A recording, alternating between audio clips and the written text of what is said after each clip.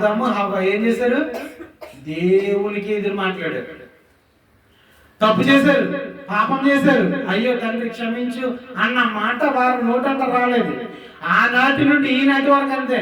తప్పు చేసిన వారి నోటంట ఏమి రాదు, క్షమించు అనే మాట రాదు.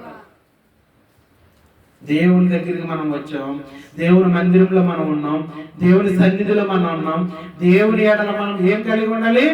భయము, భక్తి కలిగి ఉండాలి. సన్నిధిలో ఏ విధంగా అయితే మనం ఉంటున్నామో సమాజంలో కూడా అదే రీతిగా మనం ఉండాలి. అర్థమవుతుందా? ఎందువల్ల ఈ మాటలు చెప్తున్నానంటే, ఒకవేళ దేవుని దగ్గరే మనం తప్పు చేసిన వారిగా మనం కనబడితే సమాజంలో కూడా మనం ఏ విధంగా ఉండిపోతాం? తప్పు చేసిన వారిగా మనం ఉండిపోతాం. దేవుని దగ్గరే మనం భయభక్తి లేకపోతే సమాజంలో మనకేముండదు? భయము, భక్తి ఉండదు. కాబట్టి ప్రియమైన దేవుని పిల్లలు ఆలోచించండి.